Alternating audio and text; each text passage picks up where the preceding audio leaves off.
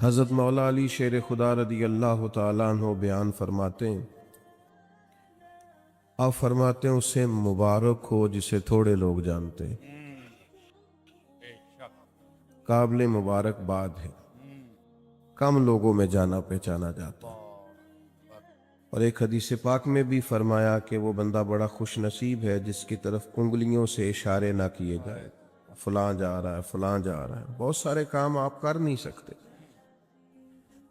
بہت سارے چیزوں میں آپ محسوس کرتے ہیں کہ یہ میرے ساتھ کیا ہوا۔ چلے کچھ لوگوں کا مقصد اگر عہدوں تک پہنچنا ہے، اقتدار حاصل کرنا مقصد بنا لیتے ہیں، تو جتنے مجبور ہم نے عہدوں پر بیٹھے لوگ دیکھے ہیں، اتنا شاہد ہی کوئی مجبور ہو۔ یا آپ کبھی دیکھ لیں، حکومت مجبور ہوتی ہے، اپوزیشن آزاد ہوتی ہے، اس کا کام تو صرف تنقید کرنا ہے، وہ کرتی رہتی ہے۔ لیکن جو لوگ کسی عہدے پر بیٹھے ہوتے ہیں، لوگ بول دیتے ہیں اس کو یہ کر دینا چاہیے، اس کو وہ کرنا چاہیے، کچھ باتیں درست بھی ہوں گی لیکن اتنا آسان تھوڑی ہوتا ہے۔ بہت سارے پہلو ہوتے ہیں جن پر غور کرنی ہوتی ہے۔ اگر کوئی اخلاص کے ساتھ عہدے پر بیٹھا ہے تو اس کو بڑا پھونک پھونک کے قدم اٹھانا پڑتا ہے۔ تو کسی شخص کا مقصد اگر دولت کا حصول ہو کہ مجھے ہر صورت میں پیسہ ہی جمع کرنا ہے، اس نے بھی زندگی کا کوئی پیارا مقصد نہیں پایا۔ بہت ساری جگہوں پہ دولت نفع بخش ہوتی ہے، اللہ کا فضل ہوتی ہے، لیکن اگر جائز ناجائز کا لحاظ کیے بغیر مقصود ہی صرف حصول دولت ہو تو دولت کی پیاس اور بھوک وہ والی بھوک اور پیاس ہے جو پیسے ملنے سے ختم نہیں ہوتی، بڑھتی جاتی ہے۔ یہ بڑھتی ہے، یہ ختم نہیں ہوتی کہ جتنے ملیں گے حال میں مزید حال میں مزید کی آوازیں اور آئیں گی، یہ طلب بڑھے گی۔ یہ بڑا سخت نقصان کرتی ہے انسان کی باطن کا، اس کی نورانیت کا، اس کی کیفیات کا۔ جو لوگ قناعت پسند نہیں ہوتے، حریص ہوتے ہیں، لالچی ہوتے ہیں،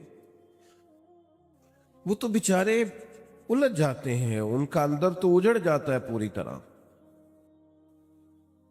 انہیں پتہ بھی نہیں چلتا اور وہ بے آباد ہو چکے ہوتے ہیں۔ اچھا، کئی دفعہ ایسا بھی ہوتا ہے وہ اخلاص سے چلے تھے، ان کے مقاصد بڑے حسین تھے، لیکن جب اس رستے پہ پڑے تو پھر مقصد بدل گیا، اللہ معاف کرے، پھر وہ حصول دولت، حصول دنیا، تو وہ اپنی بھی وہ کیفیت نہیں رہی ان کی، وہ خود بھی بے چین ہوتے۔ اور حدیث پاک میں موجود ہے، نبی کریم علیہ السلام نے فرمایا، دو بھوکے بھیڑیے، بھیڑیا ویسے ہی بڑا خطرناک ہوتا ہے، اور اگر اوپر سے بھوکا ہو تو بھیڑیا ویسے ہی خطرناک ہے، اور اگر بھوکا بھی ہو تو کریم فرماتے ہیں دو بھوکے بھیڑیے بکریوں کے ریوڑ میں کھلے چھوڑ دیے جائیں، کوئی روک ٹوک کرنے والا نہ ہو۔ فرمایا وہ دو بھوکے بھیڑیے بکریوں کے ریوڑ کا اتنا نقصان نہیں کرتے جتنی دولت اور شہرت کی محبت انسان کے دل کا نقصان کرتی۔ وہ اندر سے پورے طور پہ اجڑ جاتا ہے، اس کا باطن پورے طور پر تباہ ہو جاتا ہے، اسے پتہ ہی نہیں ہوتا۔ بہترین اور صاف ستھرے لباس کے پیچھے اس کی روح بے آباد ہو جاتی، کچھ بھی پاس نہیں ہوتا، ایک مشینی سی زندگی، آ رہا ہے جا رہا ہے، بیٹھا ہے، بول رہا ہے، گفتگو کر رہا ہے، کاروبار کر رہا ہے، اس ملک میں ہے، دوسرے ملک میں ہے، 3-4 فون رکھے ہوئے، کسی کو کوئی بات بتا رہا ہے، کسی کو کوئی، صبح اور شام تک اسے یاد ہی نہیں رہتا صبح میں نے کیا کہا تھا، چونکہ زندگی مشینی بن گئی ہے نا، الجھ سا گیا۔ تو یہ جتنے بھی مقاصد ہمارے ہاں لوگ پیدا کر لیتے ہیں، یہ سارے مقاصد بڑے تکلیف دہ ہوتے، لیکن اگر زندگی کا مقصد وہ حسین مقصد ہو جس کی طرف قرآن مجید نے رہنمائی فرمائی ہے، تو پھر انسان बड़ा बातनी सुकून महसूस करता है। अल्लाह ताला ने फरमाया अल्लज़ी खलक़ल मौत वल हयात लियब्लुवकुम अय्युकुम अहसनु अमला। फरमाया वो ज़ात जिसने मौत और हयात को पैदा किया है ताकि पता चले तुम में अच्छे अमल कौन करता है, बेहतरीन किरदार कौन पेश करता है। एक बात याद रखिएगा, हर आदमी बासलाहियत होता है। बहुत अच्छी, वाह, हर आदमी में अल्लाह ने कोई ना कोई खूबी रखी हुई होती है। एक तो हम अपनी खूबी का पता ही नहीं करते। यानी हर देखें, मस्जिद के बाहर लिखा होता है मेरे जैसे मौलाना साहब का नाम फलां ने मस्जिद बनाई, हालांकि जो पूरी बिल्डिंग की तामीर के लिए चुपके से पैसे दे गया था, ये भी उसने कहा था कि मेरा जिक्र ना करना किसी के सामने। बहुत अच्छा, और मियाँ वो भी बड़ा बानी है इस इदारे का, वाह भाई वाह, उसका भी खासा हिस्सा है यहाँ। तो अगर किसी शख्स को ये सलाहियत मिली है कि वो खर्च कर सकता है, और किसी को ये सलाहियत मिली है कि वो आपको बेहतरीन राय दे सकता है, अच्छा मशवरा देता है, उसके पास ये सलाहियत है कि वो बारीक बीनी से सोच सकता है किसी शोबे में, और आपके साथ वो इस तरह की मुआवनत करता है, तो ये बहुत बड़ी सलाहियत है। लोगों में सलाहियत होती है, लेकिन हम क्या करते हैं, पहले तो सलाहियत को तलाश ही नहीं करते, सारी जिंदगी कहते रहते हैं असी तो माड़े बंदे हैं, कारी कुछ नहीं सकते, मैं तो गरीब आदमी हूँ, कारी कुछ नहीं सकता।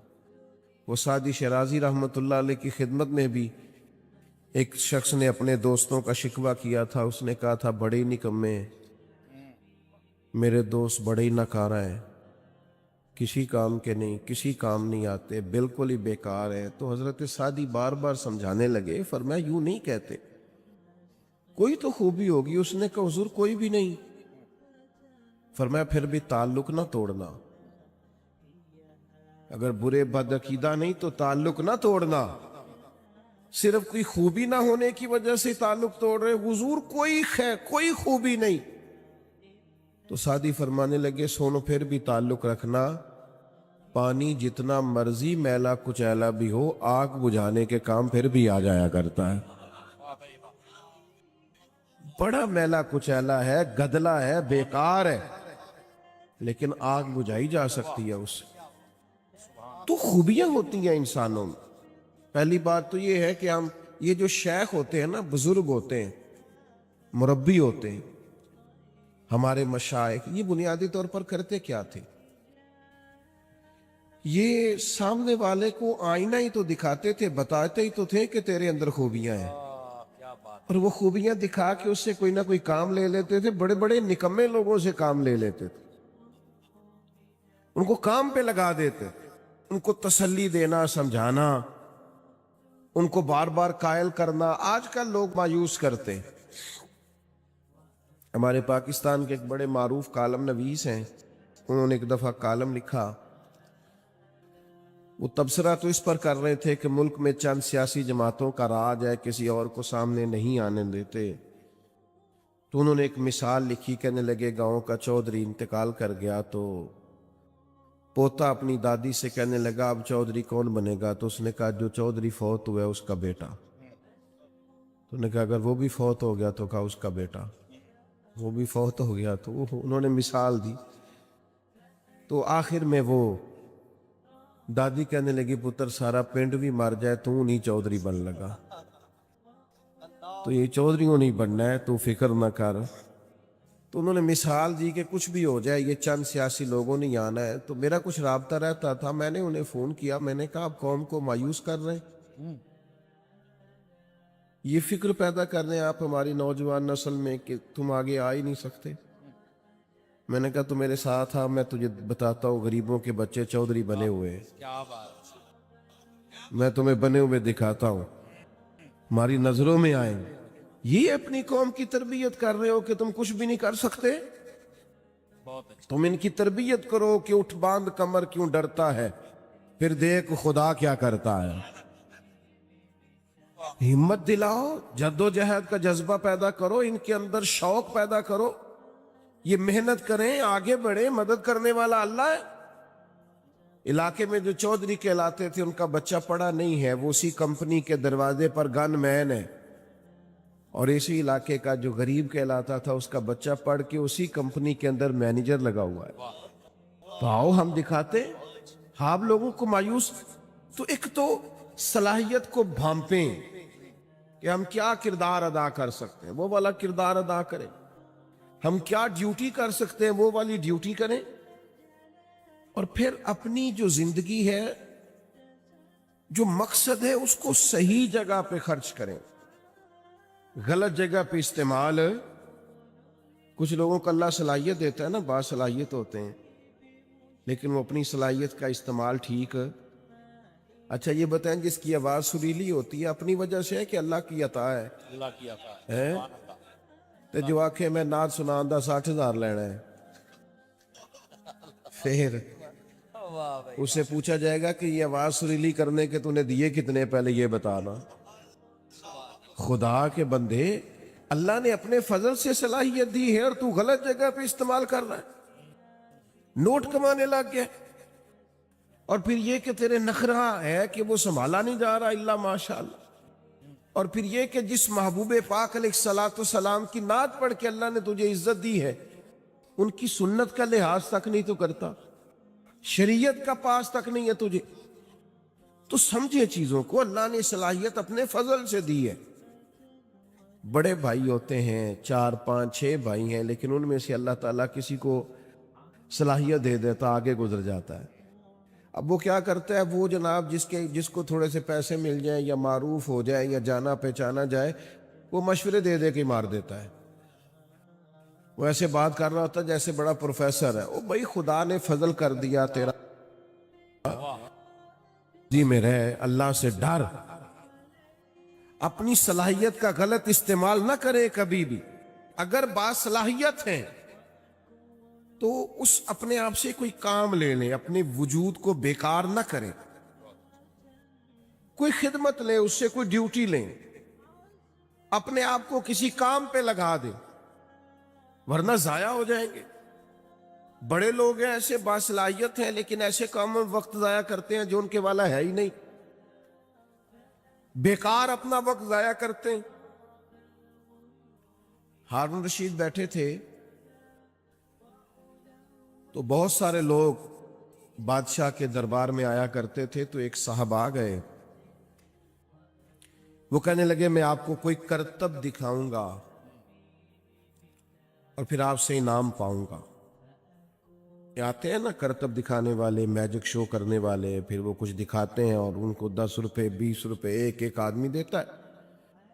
اس نے کہا میں کرتب دکھاؤں گا اور آپ سے انعام لوں گا۔ کہا چلو۔ تو کچی دیواریں ہوتی تھی، اس نے سوئی ایک پھینکی، وہ جا کے دیوار میں لگی۔ سوئی کے پیچھے ایک چھوٹا سا سوراخ ہوتا ہے، پنجاب میں لوگ اس کو نکا کہتے ہیں، اس میں دھاگا ڈالا جاتا ہے۔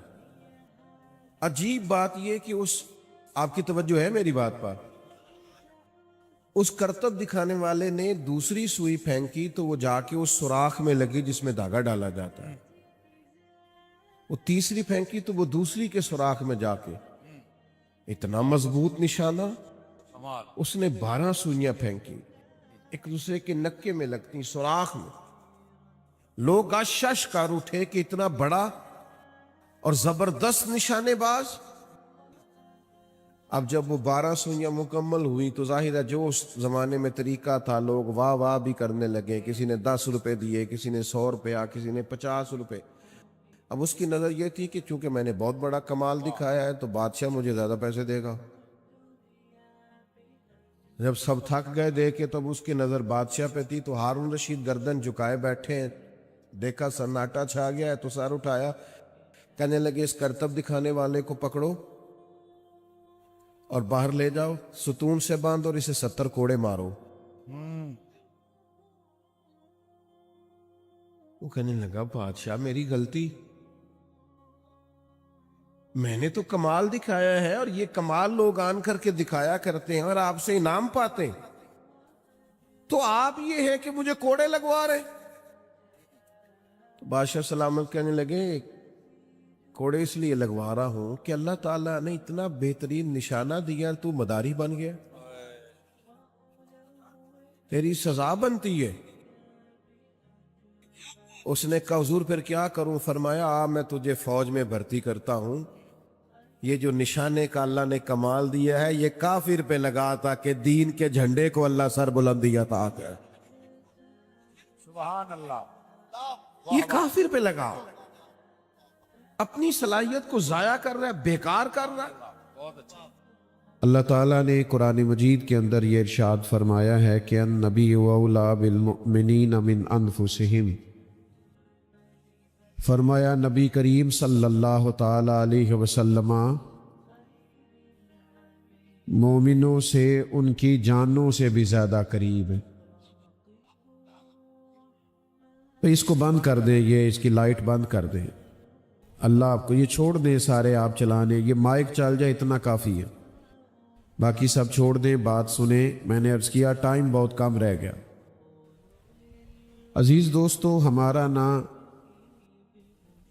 کائنات میں سب سے گہرا اور مضبوط رشتہ اللہ رسول کے ساتھ۔ دنیا کے اندر بہت سارے رشتے حساس ہوتے، ان کی حساسیت کا انکار نہیں کیا جا سکتا، پر جتنی حساسیت نبی پاک علیہ السلام کے رشتے میں پائی جاتی ہے نا، یعنی ہماری جانوں سے بھی ہمارے زیادہ مالک مدینے والے محبوب ہیں۔ یاد رکھیے گا کہ جب یہ رشتہ اتنا نازک ہے تو پھر اس تعلق کے لیے امتی کا بھی کام یہ ہے کہ وہ اس نزاکت کو ذرا گہری نظر سے سمجھے۔ حضور سید عالم علیہ السلام پر ایمان لانے کا معاملہ ہو تو حساس ہونا چاہیے۔ حضور کی ہر بات، بیٹا موبائل چھوڑ دو، بات مانتے، آپ اتنے پیارے ہیں ماشاءاللہ، آپ جب موبائل اونچا کرتے ہیں تو پچھلوں کو نظر نہیں آتا، وہ بیچارے پھر دقت محسوس کرتے۔ اللہ تعالیٰ آپ سب کو سلامت رکھے۔ نبی پاک صلی اللہ تعالی علیہ وسلم کی بات ماننے کے معاملے میں بھی صحابہ بڑے حساس تھے۔ بہت سارے لوگ ہمیں بہت سارے کام کہتے ہیں، بہت ساری نصیحتیں بعض اوقات ہمیں سننے کو ملتی ہیں، لیکن رسول کریم صلی اللہ تعالی علیہ وسلم جب اپنے غلاموں کو کوئی بات ارشاد کرتے، حضور جب کچھ بیان کرتے اور غلاموں سے جب سرکار کسی بات کا تقاضا کرتے تو وہ اس کی حساسیت کو سمجھتے تھے۔ حضرت حکیم بن حزام رضی اللہ تعالی عنہ بیان فرماتے کہ نبی کریم صلی اللہ تعالی علیہ وسلم نے ہم سے عہد لیا تھا کہ ہم کسی دنیا دار کے آگے ہاتھ نہیں پھیلائیں گے، اپنا رجوع ہمیشہ اللہ رسول کی جانب رکھیں گے، دنیا داروں سے، مالداروں سے، سیٹھوں سے، نوابوں سے ہم کبھی ہاتھ پھیلا کے مانگیں گے نہیں۔ وعدہ ہو گیا، بیعت ہو گئی اس بات پر۔ فرماتے ہیں پھر ہمارا حال یہ تھا کہ اگر کوئی شخص گھوڑے یا اونٹ پر بیٹھا ہے اور اس کے ہاتھ سے درہ گر گیا ہے اور قریب اس کا غلام بھی کھڑا ہے تو اپنے غلام سے نہیں کہا کرتا تھا کہ درہ مجھے پکڑا دو، وہ خود گھوڑے سے نیچے اترتا تھا، خود اونٹ سے نیچے اترتا تھا، تو وہ درہ اٹھاتا تھا۔ جب سوال کیا جاتا کہ آقا میں قریب کھڑا تھا، میں غلام ہوں، مجھے آپ حکم کر دیتے، ارشاد کر دیتے، میں آپ کا درہ پکڑا دیتا، تو وہ کہتے کیسے تمہیں کہہ دیتے، ہم نے تو اپنے نبی پاک علیہ السلام سے وعدہ فرمایا ہے کبھی کسی دنیا دار سے سوال نہیں کریں گے۔ تو حضور کی بات ماننے کے معاملے میں حساس ہونا، آج کل نا مسلمان ہفتے جمعہ پڑھتے ہیں، ہفتے میں ایک دفعہ جمعہ ہوتا ہے، عید کی نماز ہوتی ہے، مختلف محافل ہوتی ہیں، تو بہت ساری احادیث سنتے ہیں،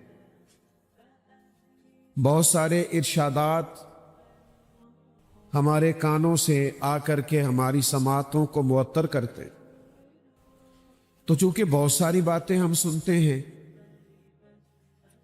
تو وہ خاص حساسیت جو اس معاملے میں ہونی چاہیے کہ بندہ سمجھے بس مجھے حضور کا ارشاد پہنچ گیا، بس مجھے نبی پاک علیہ السلام کی بات آ گئی، بس حضور نے حکم دے دیا۔ یہ حساسیت بڑی ضروری ہے۔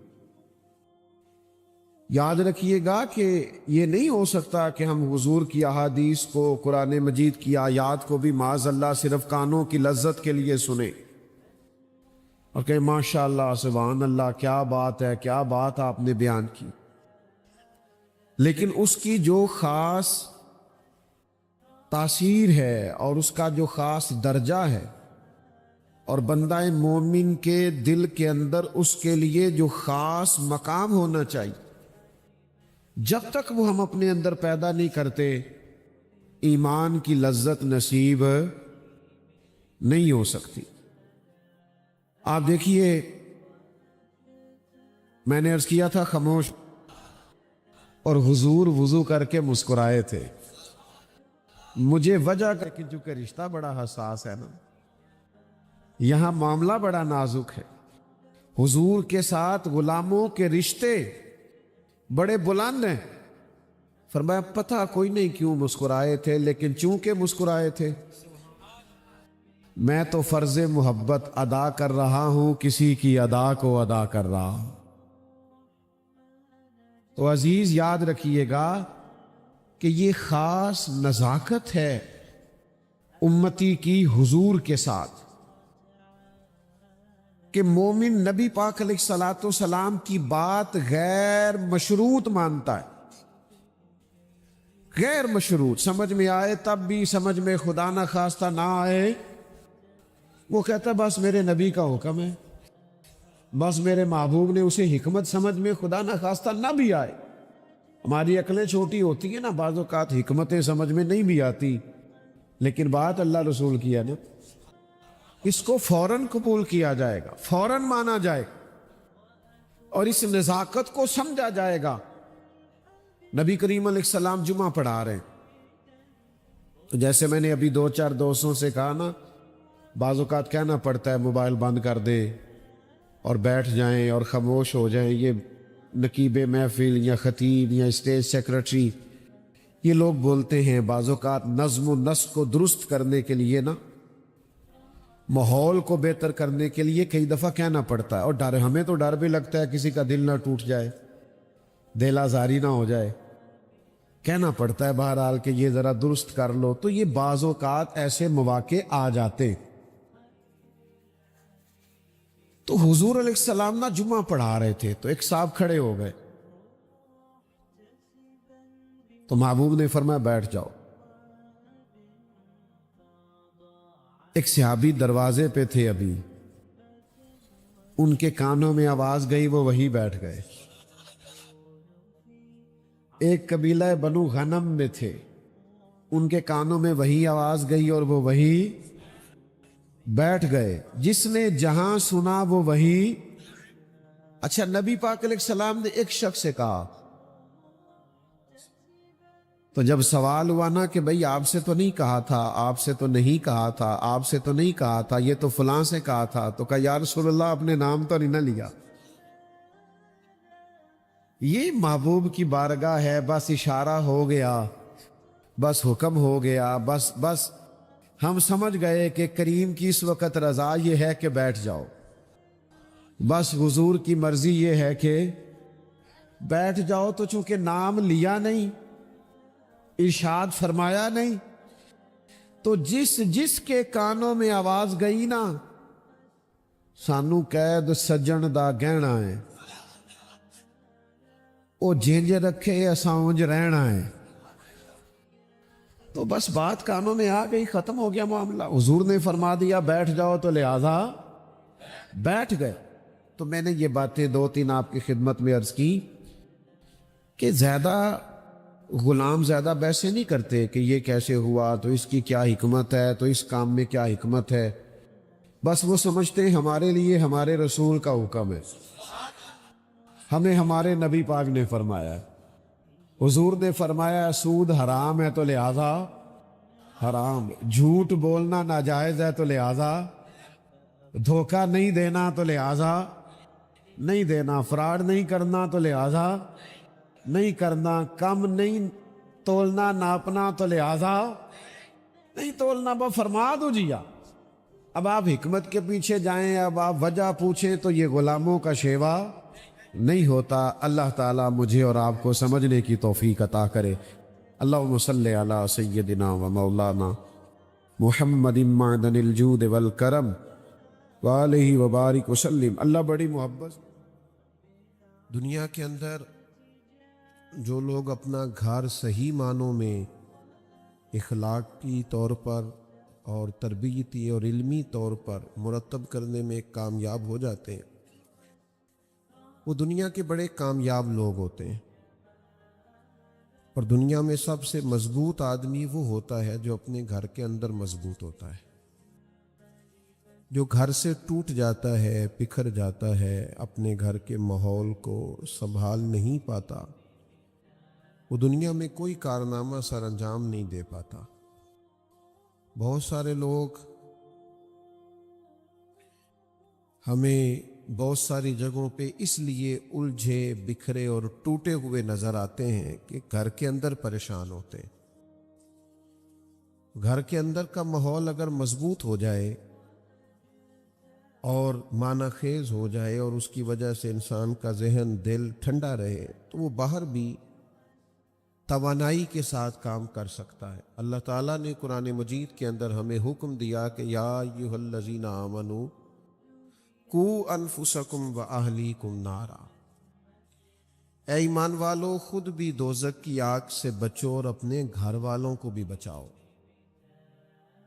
صرف ان کے لیے روزی روٹی کا، رہائش کا، کھانے پینے کا، پہننے کا بندوبست ماں باپ کے ذمے نہیں لگایا، بلکہ یہ بھی باپ کے ذمے لگایا کہ یہ بھی بندوبست تو کر کے تیرے بچے دوزخ سے بچیں.